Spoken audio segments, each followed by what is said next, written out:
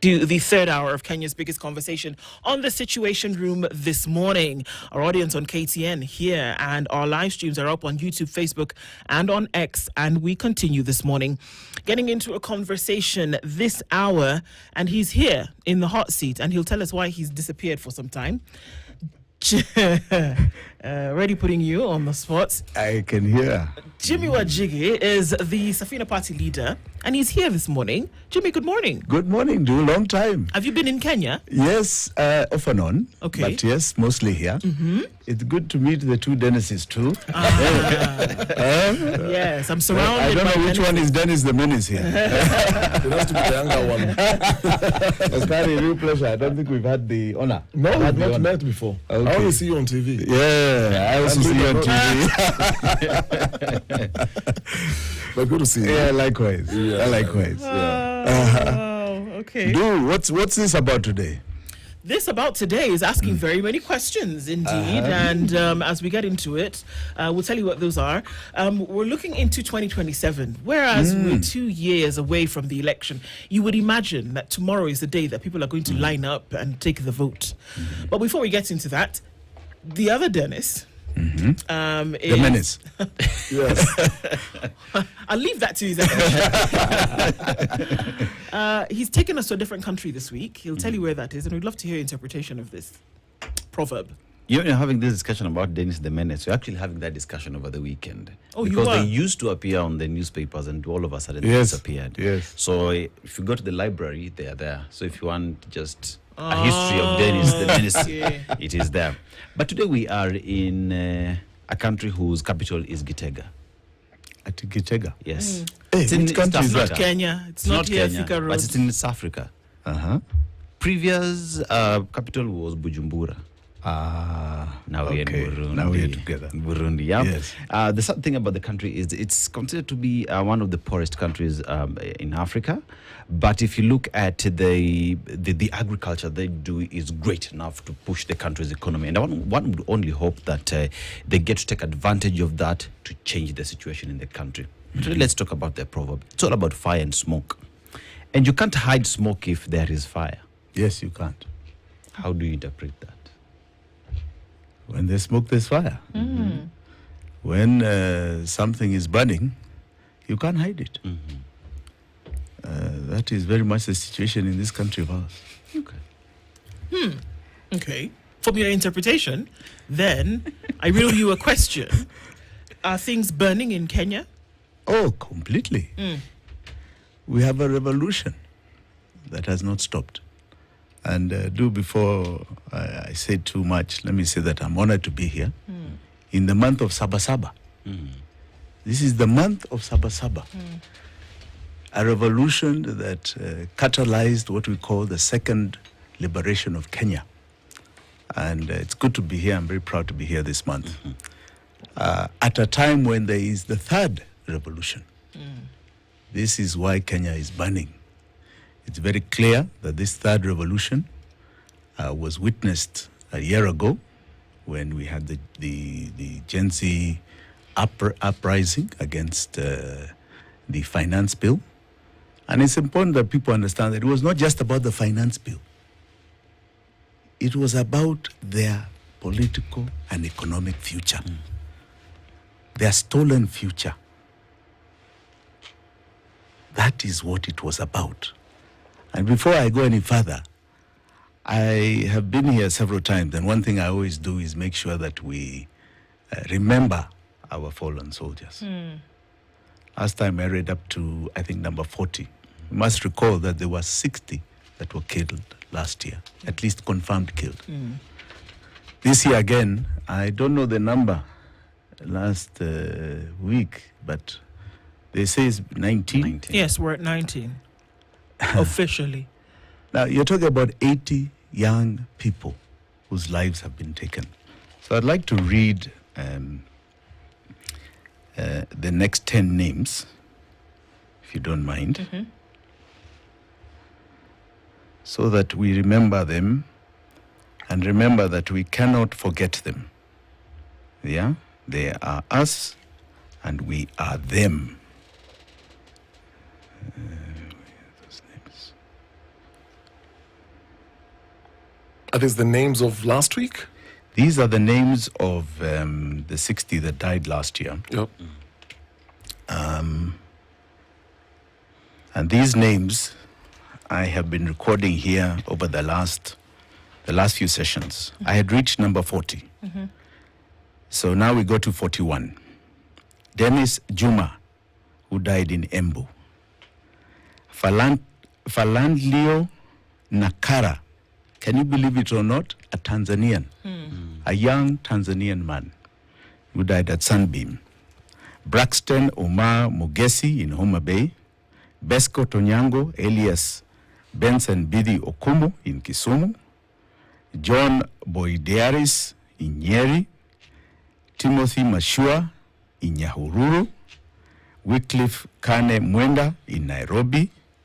Daniel Kaikai Bungoma.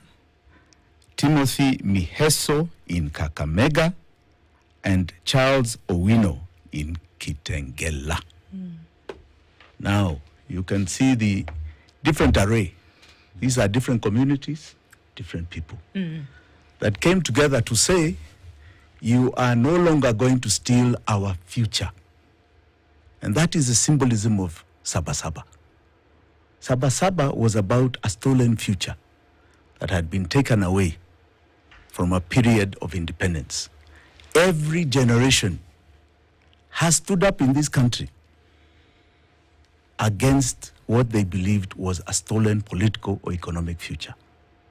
You had the generation of Mau Mau that came in very clearly after we became a colony in 1920.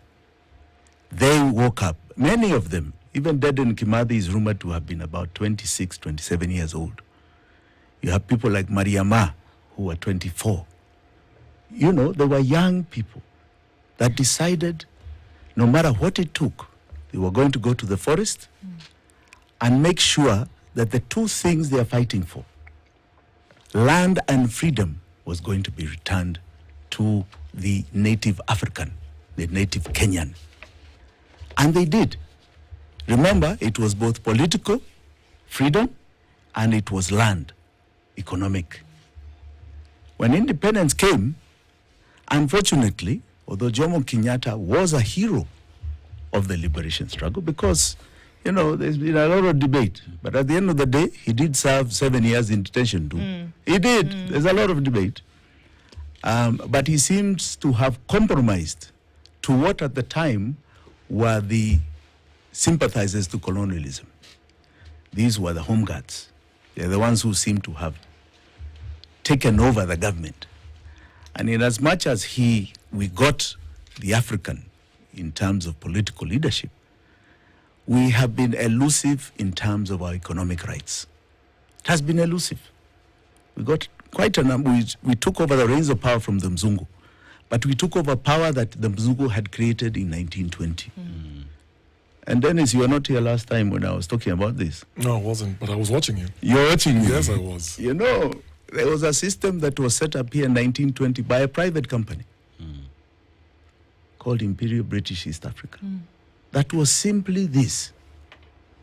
We are coming to extract, exploit the African, and dominate them. These police you see here were the watchmen of those Mzungus. They're the ones who took over as the domination arm. The government of Kenya that came into force at independence still modeled itself around the same. The only thing it changed was the color of the skin of who was ruling.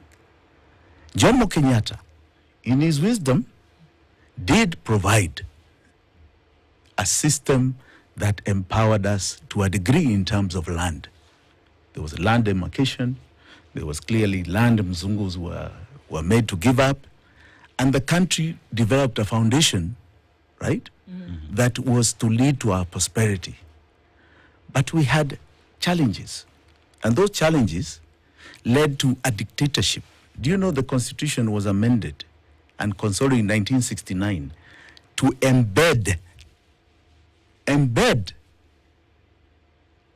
dictatorship? No, you didn't know that, did you? there was a consolidation from the Thurgood Marshall Constitution in 1969 that embedded dictatorship.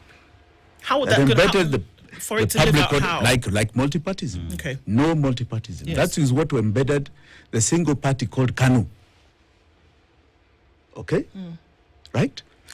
And that was a progression that was not envisaged at independence. So we got power and then said, now we're going to make sure that the choices of freedom, political freedom, are limited. It is that choice that led to the beginning of the second liberation.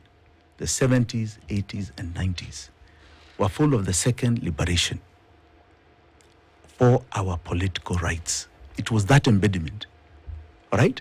Moi, in fact, when he took power, further consolidated that constitution with something like 82 amendments to strengthen the power of the president and the single party.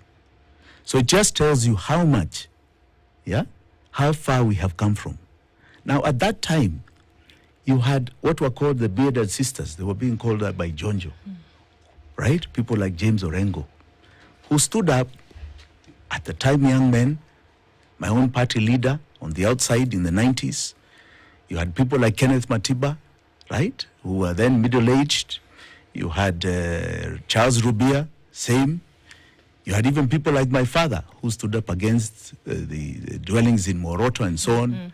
You had, on top of that, a generation of professionals. This is where Paul comes in, the Martha Karuas, and so on, that stood up in their time for the second liberation and said, these political rights that were envisaged by our forefathers must be adhered to, must come back. And the clarion call was the removal of 2A and reforms to the Constitution. I say that those reforms, which continued in 1997 with movements such as Mageuzi, those reforms that brought about, even in 1997, the limitation of the president's term of 10 years, were done by a generation of young Kenyans, patriotic Kenyans. That climaxed in 2010 with the new constitution. But look at what it took for the 2010 constitution. We had the exit of Moi in 2002. The beneficiaries of the exit of Moi were mainly Mwai Kibaki, who at the beginning of multipartism was nowhere near. He was KANU Damu. He was single party. He was a man, in many ways, and he actually said it, that it is impossible, he said, right, to cut KANU and cut out the single party. He even said that it is like cutting a mogumo tree with a razor blade. All right? But he became the president of Kenya. And in as much as we praise him for a lot of the economic gains that we got, because he was a true economic liberator, he believed in it, we must not also forget that it took the lives of 1,400 Kenyans to then have a new constitution in 2010. We cannot forget that.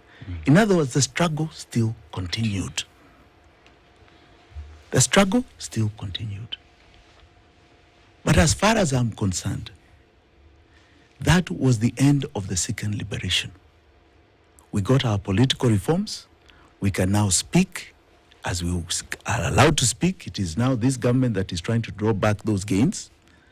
That, writing on social media has become a crime. Expressing your opinion has become a crime. These were things that were in the 90s, in the 80s. We have a new constitution that will not allow it. That protest is a crime. You seek to criminalize it by hiring goons. You want to stop the political process that is already done in the new constitution. And why that is happening is that there is a new revolution, something that has not been achieved yet. That is the economic one. It has not been achieved.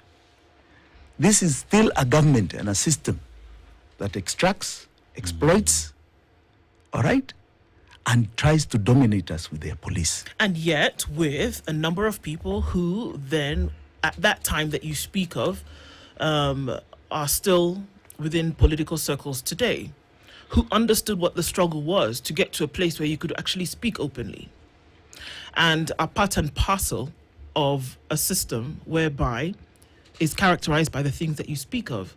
But we're not hearing them speak out. We are not hearing them say this has to stop. If anything, it's one big party and everybody is just, continuing with it as though it was normal. That's why. Characterized by people who were in that same struggle that you speak of. Yes. That got us to the point where people could speak openly and not for fear of being disappeared or kidnapped. Yes. And then still operate in a time today where they're not speaking out about the things that we see that are entrenching a free, quote unquote, era. This is a very different era. Okay? And they are having difficulty catching up with it. This is a new revolution. An economic revolution is at an entirely different time. They went through their political rights period and they cannot find a way to anchor themselves in this new revolution. That is the problem. They are torn between the politics of the old, which was about tribe and coalescing together and arguing and finding a way to be on the table for the same process of extraction, exploitation of the people, to now facing a revolution that they have never imagined. The empowerment of majority of Kenyans. It's something that they cannot grasp. A detribalized country, they cannot grasp. An issue-oriented country, issue debate, they cannot grasp it. They do not see their future in it. So in as much as they talk, they'll talk with a forked tongue. They'll talk sitting on the balance. But Jimmy, is that surprising? Because you've given us a very good, clear history from fighting for independence, post-independence, the clamor for, the liberation movement and how it has changed. And you're looking at students of those old systems who are today in power. So is this then surprising that whatever they're doing, like you rightly said, is taking us to the 90s and to the 80s, where it was extractions. It was, if you voice your opinion, it's dissent. You will disappear. And right now, people are disappearing. The headline on the Standard today, you're asking, where is this young man for posting on X? Even posts that are clearly jokes for a mature person, they're taken really seriously. There's a report, I'm just seeing something that is just coming in, that there's another gentleman again who's been abducted. Last night. Yes. I mean, does this then surprise you? No, it doesn't surprise me. I don't know why it surprises Kenyans. Because a lot of the people we are talking about are exactly what you're saying. They've been part of the old order. What I think you are not looking at is that even though they have come together, for example, the reaction to the last protest in 2024 was to bring a broad-based government, was to say, okay, who is the opposition leader? Karibu kwa serikali. Bring your experts, as they call it. Right? Let us try and rejig this relationship. It is kick out the hawks on both sides. If there was a hawk this side called Gachagua, kick him out. The hawks on the other side, kick them out. So that now there's a union under the basis that we need peace, we don't want any more killings. Okay? What does it tell you a year later with the demonstrations last week? It hasn't worked. No. Yeah. And Wananchi and the Gen Z are far ahead of them. The game has changed and they don't get it. Yeah. And Jimmy, as that game has changed, there is also the relentlessness on the fact that we will push these until we get the justice that we want. Just how is the new phenomenon around Gen Z going to change the game for 2020? It has already changed it. I don't know why you're looking at 2027. everybody is going towards a process that has already been implemented. We have never in this country, Dennis, you must appreciate what has happened. We have never seen this country rise up on something called an economy ever in the history of Kenya. They rose up against a finance bill. How many people understood what a finance bill was until last year? Yeah. How many people? They rose up about money. In your lifetime, in my lifetime, we've never seen this. This was something that people said happened during the time of Mau Mau. All right? Have you said, our economy is our land? Wait a minute here. We are going to go and die for it. And 300,000 Kenyans died. That is the estimate. Were killed by the Mzungu. Last year, you had a young generation called Gen Z that got up and said, for this economic agenda, it wasn't just about the finance bill. It was about their stolen future. It is about the nation's decline rather than its greatness. They got up and they changed the axis of Kenyan politics. It's not a question of 2027. It has changed. The political formation that was there tried to rejig itself. And a year on, it hasn't changed. And they haven't changed. They're still resorting to killing and maiming, as you are saying, Dennis. But is the story changing? You've said last year it was anti-tax protests. So you had people explaining the finance bill, even in their mother tongue. So we'd never seen that. It's correct. There was also the question of accountability. We are seeing cabinet secretaries showing opulence and with the people's money. Exactly. And so they were coming out and they were saying, look, we've read this bill. This is so punitive. We want to secure our future. Therefore, we'll go to protest. But is the political class changing that narrative? Because now what you're seeing today is a fight for justice. Dennis, let me say this. Yes. Let me say this. Yes. The bill was just a catalyst. The people were already feeling pain. What they resisted was more pain. Please Economic understand pain. that. Economic pain. Yes. Economic pain. So they were resisting a further economic pain with the finance bill. Yes, correct. That's why the demonstrations even went on to Nane Nane. Even after the finance bill had been dropped, they still continued because it was an expression of the economic pain. A year on, the economic pain is still there, if not increasing. The demonstrations, whichever way you look at it, the biggest catalyst is that people are going through economic pain in nearly every home in this country. Nearly every home, apart from Ruto and his 10 friends. I don't think there's any home in this country that is not going through major economic pain. So the pain is continuing. You can brand last week's demonstrations as justice or this. What justice? It's economic justice. The death of Ojwang, the police miscalculations and abuse of power were catalysts to anger, further anger. But even I believe without that, it would have still happened. So-called as a remembrance, but what are they advertising? They're saying, we are still in pain and we don't want this system anymore. However you have rejigged yourselves, yeah? You are still contributing to the nation's decline. You must get out. That was a clarion call. You must get out. This system must leave. And when you say we're waiting for the next election, that is you and those who are calling for one term. That is a system that has already been set. Why wait for it?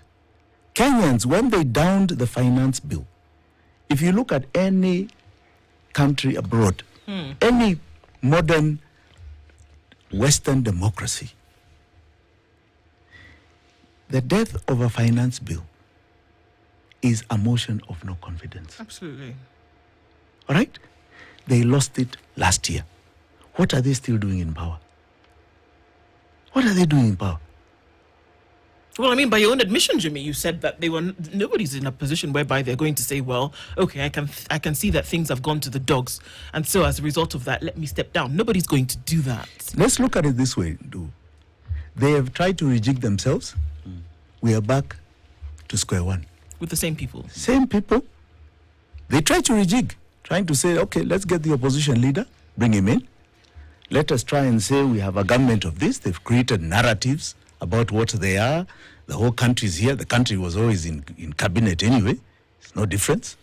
Okay? Now, you come back. The pain is still there, economic pain. Gen Z still come out on the streets to express that to you. And what is your reaction even with broad-based? You kill them again. Mm-hmm. And the only reason you're killing them, Dennis, is because you cannot solve their economic problem. Well, let's look at that economic problem for a minute, shall we? And let's do an overview of what we are looking at right now.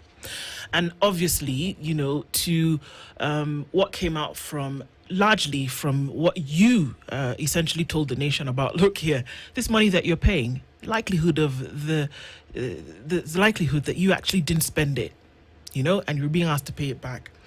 So when we talk about the cries that come from people who are out in the street, true, the baby that was born was one of economic hardship. That people can't have jobs is an economic issue. That we don't have enough money to fund health is an economic issue. That we don't have enough money to send children to school or pay for their exams is an economic issue. That we want to defund education is an economic issue.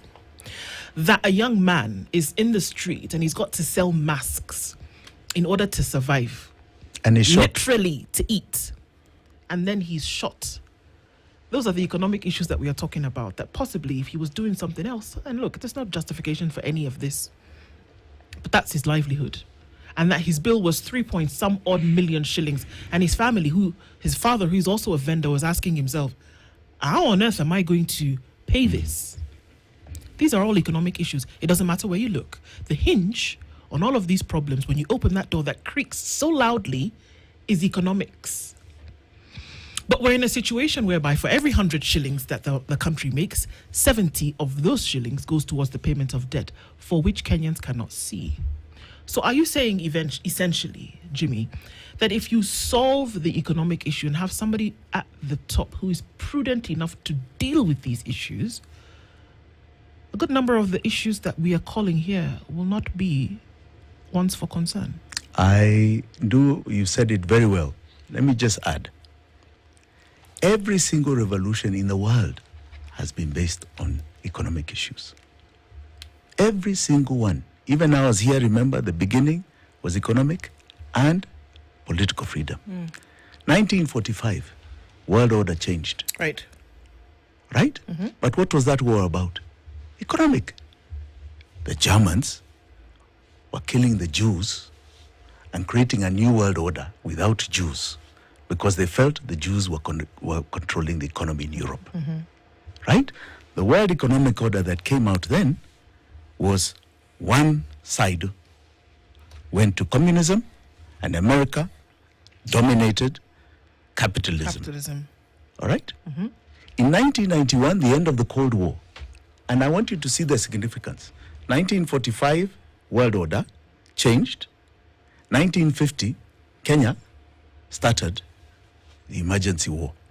That was when Mau Mau started, 1950.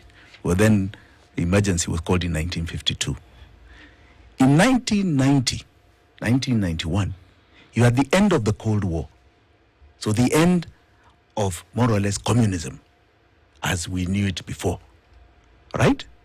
And what happened in Kenya and many other countries, multipartyism started becoming a big campaign. All right? Big campaign. Significant times. It's all economic. In 2008, you had the big crisis in America, mortgage crisis. What had happened here? We had our clashes here that we've never seen. And it was a big catalyst to the new constitution in 2010. All right? Now, we are now in the next order. You can feel it in the world. Right. It is changing. The world order is changing. The dominance of America and its push, the way we even used to see Israel and everything, the whole game is changing. right? And there's a new economic order that is trying to be dealt with, and it's coming from China, primarily. That is also catalyzing us. But other things are coming that came out of the economic order. There's technology, Right. information, right? We don't rely on just one or two mediums. So it has created more and more awareness. You have a younger, more educated population, especially in developing countries. So we are there.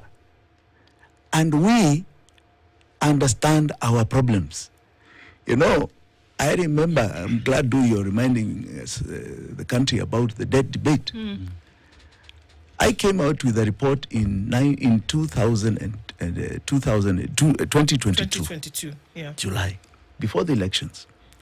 I even paid for advertising space in both the Nation and Standard Group to say, by the way, as you're going to vote, because some of us have been blocked, as you're going to vote, please understand there is a problem here, an economic problem here. Your money is going to something, right, that has never come to your benefit, and it will keep going. It is going to create the biggest problem you have ever seen. It was creating it had started, and this is going to be the legacy. Sure enough, here we are today. We talked about default. We talked about all these things, and everybody said, he's talking numbers and figures people will never understand. Who cares about the economic agenda? That's what a lot of people told me. You're talking in Spice TV. How many Kenyans listen to Spice? It's the elite who listen to Spice. Dumb it down to Wananchi. Wananchi now understand that money in their pocket has reduced to such an extent they even know why. Wanazungumza mambo ya madeni. How does Mwananchi not understand deni and they are fulizing every day? They understand it at a national scale. They get it. They get it. And you have articulated it very well, 70 shillings of every 100 that we give in taxation is going to debt.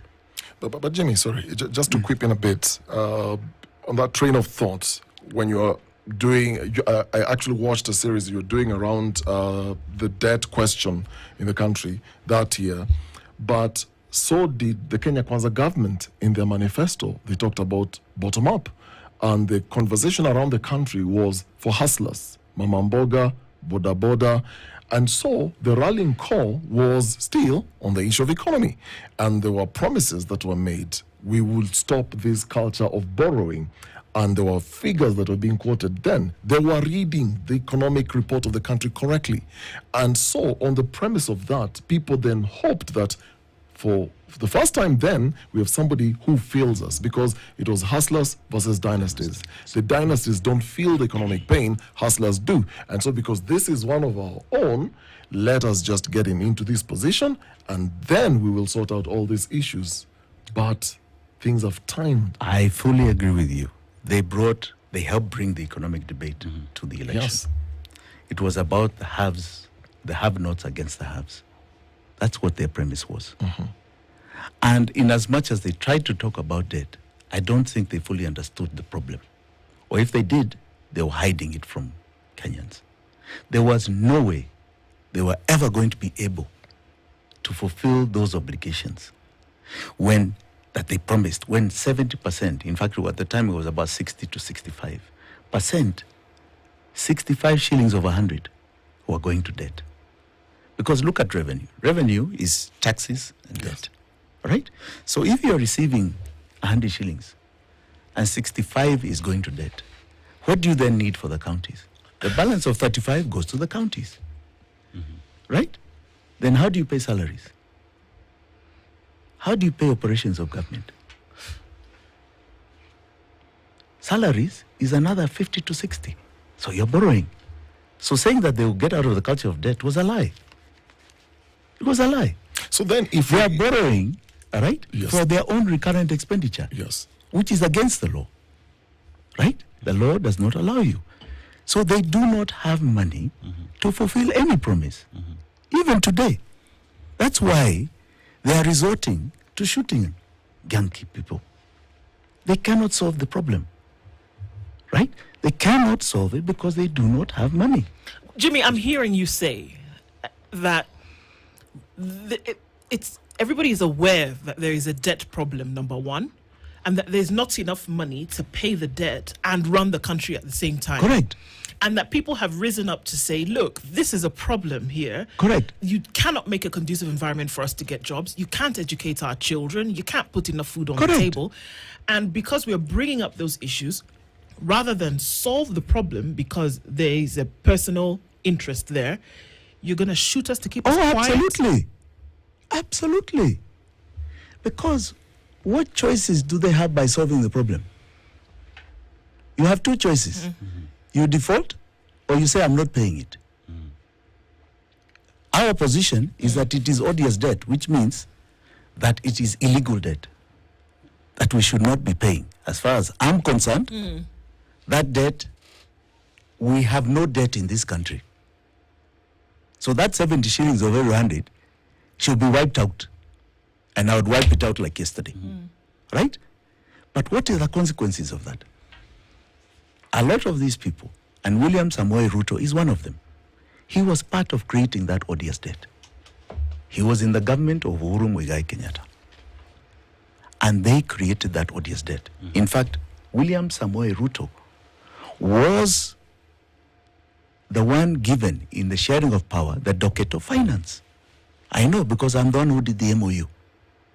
His docket of finance. Rotich was his recommended appointee. So they know what they did. The minute you stop paying that debt, the creditors of that debt will look for them. The country will ask, why have we been paying that debt? We want whatever we paid to come back. What happens? They won't do it. So what is the other consequence? If you default, the economic ramifications that come out of a default will be much worse than you're talking today. They think they have stabilized the shilling, yet there's still economic pain. But I can tell you, default would mean the shilling is probably about 300-400 shillings. To the dollar. All right? Everyone's life would literally come to a standstill. And that is more frightening than what they're currently doing. So, you say, postpone the problem. Sweep the problem under the rug. And if people come out, try and politicize it. Try and say, it's not about pain, it's political this, or it's tribe this, or it's that person, or it's this, or it's that. And hope that it's, I believe, after last year, they believed it was over. Okay? Now it has come back. Right? I watched William Ruto talk last week. That man is frightened. He is frightened. Okay? This system is frightened. You hear them, the system talk about shooting people. They are frightened. They are caged. They're in a corner. Right? They're wondering, can they handle another one and another one? Like this. The whole world saw what we saw last week. Right? They are frightened. Now, they did not anticipate it. So it'll be interesting to see how they believe they are going to manage this particular revolution. Now, just before you go on, Dennis, I want you to imagine to 2027 that every single June 25th will be celebrated this way. Are we agreed, Bwanokari? Yes. So in 2027, which is the so-called targeted election, we have, my deputy has a case in court trying to make sure that the Supreme Court adheres to what is in the Constitution. Yeah. But let us even say it's 2027. June 25th falls within the 3-month campaign period to the election. I want you to imagine these demonstrations during campaign time, all right? 2 months to the election. This government has no chance of surviving. All right? It will probably react the same way if that's how they react, killing people, right? And they'll brandish it, God knows what. They may even try to create a state of emergency or something of the sort. But at the end of the day, right, they will not be able to stay in power. So what some of us are asking is, why wait until then? You can't solve the problem. All you want to do is turn Kenya into killing fields, right? Killing young people, killing our future. generations, right? You're doing so economically, now you're doing so with the gun. Why are you in power? But Jimmy, if that's the case, let's just assume, for this argument's sake, let's just assume they're not in power. Whoever takes over, because when this current government took over, among the first speeches, from the promises, and it was very clear, the signs were there, that look, we had promised this is what we're going to do to the economy to fix things, but we have seen that when we came into power, they're empty coffers, there's no money. That's what they said. So the next government, whether it's this one that will still take over, another one coming in, there's already a conversation from these realignments that has, I'll call an offshoot that has come from this. And they're saying, look, your pay slips have been raided. We're going to make sure that we stop it. This housing levy, we're going to make sure that we stop it. They're already having that economic conversation that we're going to fix this. Yet we have a debt issue.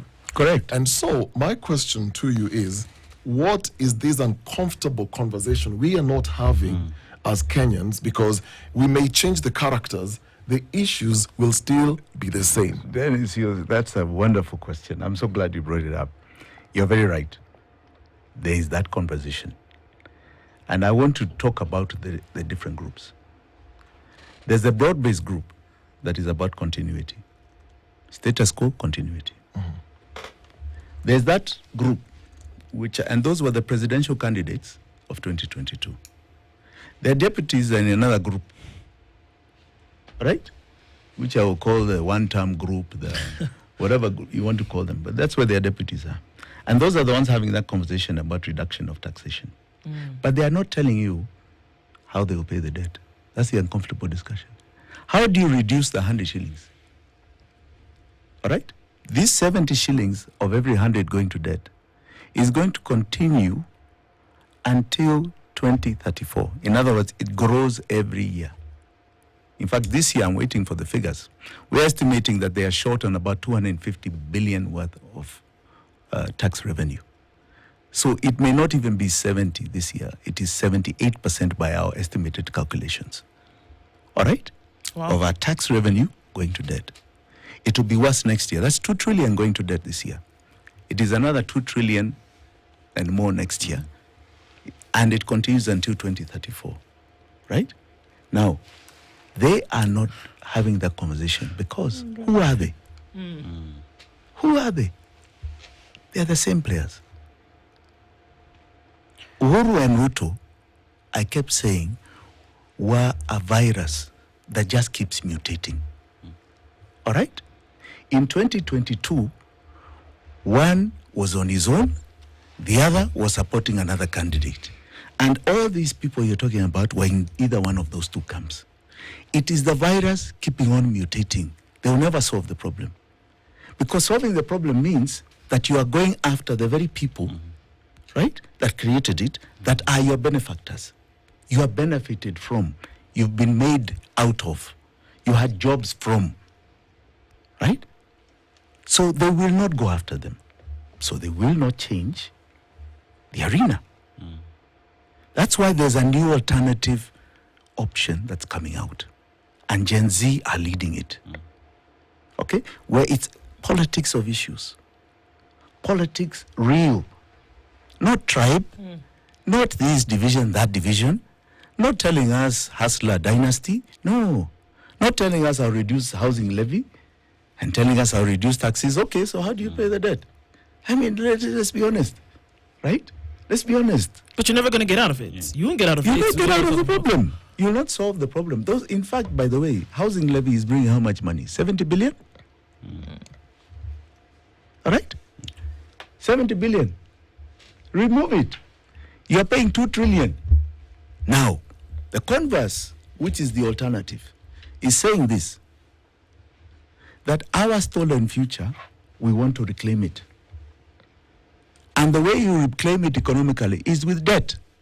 You remove that debt, you save 2 trillion every single year until 2034. Now, I want you to imagine what 2 trillion does. You're talking about share and shift, nobody will have to pay it. You need 170 billion for universal health care. Nobody has to pay. You need another almost 200 for education. Primary, high school, and university. Nobody will have to pay. Okay? You imagine the amount of services, not only services, but development that you can do without borrowing a cent. We don't have a revenue problem in Kenya. We have an expenditure one. And the expenditure one is purely debt servicing. Do we have a country that we can look at as an example that said, look, we are not going to pay debt? Yes. And so we look at the precedent that has been set. What happened Do you have the issue of odious debt started with Cuba long time ago. In fact, the Americans helped them come out of a debt that was claimed by the French. But you have people like Mozambique, our neighbors here, who had what you call a tuna bond, like our equivalent of our Eurobond. Yep. Right? That went to their own constitutional court. I want you to imagine their laws are not anywhere as good as ours. Our chapter 12 in the Constitution, public finance, and our Public Finance Management Act are so good. Now, theirs are not as good, all right, in Mozambique. And when they were there, they went to Constitutional Court after the regime had left. Parliament was even a defendant of that debt, and they lost. And they reclaimed $2 billion from Credit Suisse, another bank, a Russian bank called RVM, right? And people were jailed. People were jailed. You have Malaysia that had the 1 MDB debt of $4 billion. That has jailed a former Prime Minister, Konese, for 12 years. Right? And many others. And Goldman Sachs has had to refund that money and pay a fine. So those are odious debt particular. Ours, Dennis, our laws are so good. All right? This is just, one doesn't even need to go to court. Power, all you need to do when you get to power is say, I'm not paying that thing. It is unconstitutional, it is not in our laws. And whoever you gave that money to, because it never entered the consolidated fund, go and look for those people. But Jimmy, there is the talk in terms of I'll not pay these odious debt, and there is what economists are saying, and I just want you to respond to that we stop paying that debt and the economy automatically tanks based off what international organizations would say. So how would you How does it respond? tank? Why does it tank? Because apparently the rating of Kenya's economy would not be so good. No. Are they saying that we should pay criminality? Dennis? Is that what they're saying? We audited the expenditure of government and the tax revenue of government between 2013 and 2023. 10 years. All right? Do you know what the deficit is in 10 years? Was only 1.3. In other words, they had a shortage between expenditure and revenue of 1.3 trillion. We borrowed 7.7. 6.4 trillion we did not need. Right. So 1.3 trillion is what we need in 10 years. That's roughly what? A deficit of 200 per year? Right? 100, in fact, 100 and something per year. Right? 100 billion is our deficit. In other words, we have the revenue. So even if those people say they don't want to help us, we are not going to give you development money, we don't need it. Do you understand? We don't need it. So why should we tank? Because we need who? Okay. We die if we continue paying. Were there external beneficiaries to this debt? And I think that's Absolutely. the question here that we ask. Because one would imagine that you take debt as an entity, as a state entity, and that it is supposed to go towards development projects, depending on what your internal laws are. We know what that is. You borrow for debt or you borrow for shortfall in the budget, in the fiscal period, but that's not exceeding a term of 90 days. Yes. We know this. So if you were to borrow from an external party more money than you needed, because we're going to say needed here, and looking at that 1.1 figure that you've given, that we were able to then see development infrastructure that went alongside that debt, that borrowing Yes. money. We didn't see anything for the 6.3 Correct. that's hanging out somewhere. Absolutely. Was not in the Consolidated Fund report, Correct. not in the Auditor General report. Correct. 6.3. Nowhere in the budget. Nowhere in the budget. So then the assumption is that the person who is lending it and the person who is receiving it are in bed together. Absolutely. Or that's the it would be Absolutely. accusation. Absolutely. And along the lines of these are more or less the same characters who then put us on some world index Yes. for how you should be rated in terms of whether you're low income, least developing, whatever it is that you are. And then they tell you then based on that, that's what your credit rating is. But these fellas are on the same bed together and they're once telling you that this is what your debt looks like and this is how you can't pay and we won't accept a situation where you won't pay. I fully agree with you. I want to give an example of the first Eurobond we took, right? The first $2 billion Eurobond we took from JP Morgan Chase. That $2 billion, all right? If you read the prospectus of JP Morgan Chase as they were trying to get this money from others, because you understand that they raise it from the market, Yeah. all right? It's not that they have the money in the bank. They raise it. As they raise it from the market, they have got to go out with the prospectus. Kenya looking for a sovereign bond. And if you read the prospectus, it's done by Rotich, saying it is for development projects in Kenya. Okay. All right?